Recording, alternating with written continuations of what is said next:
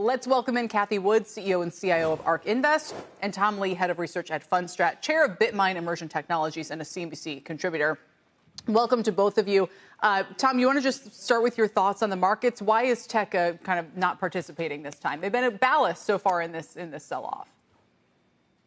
Yeah, I mean, I think tech in general has actually held up really well, including software. It makes sense to us because, I'm going to make a counterintuitive statement. Higher oil is relatively good for U.S. equities because, one, the U.S. is a net producer of oil, but as people worry about global growth slowing because of high oil, they want to own growth stocks, which actually makes them want to own the U.S. stock market because it is a growth index, especially the Mag 7 and software. So I actually think that this kind of makes sense. And I've heard the earlier conversation today.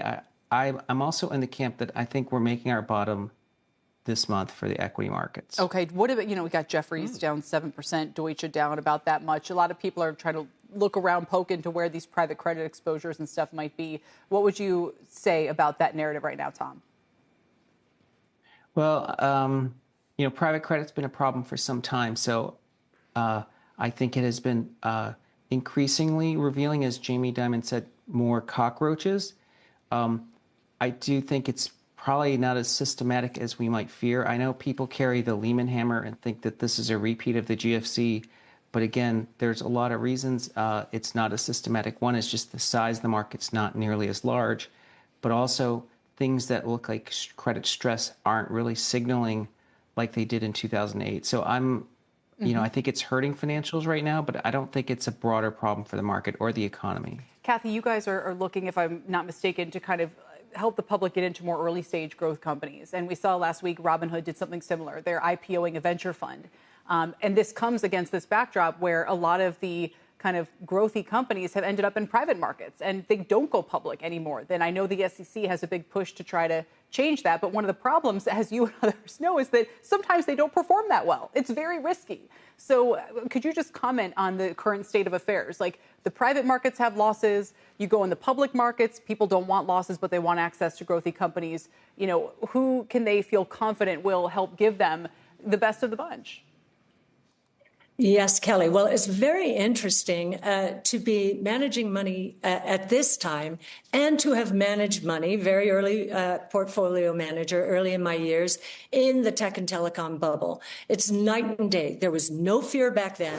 And today, there's extreme fear. And there are some reasons, understand that. But I believe, and this is going to fit into what Tom just said, I believe the market, when we look back, maybe at the end of this year, is going to be characterized as climbing a wall of worry. And of course, now with the war, there is another reason. There are another few bricks being put into that wall. This is a really good time to pick up on stocks that might be more volatile. Volatility in our world it does not measure risk as much as it measures uncertainty. And I think the new technology is evolving today, and the way we do, Ark does its research on these technologies to understand how they're going to scale and who's leading the pack. I think we're in a very good position. And the opportunities, this is a technology revolution. And we are not in an AI hype cycle.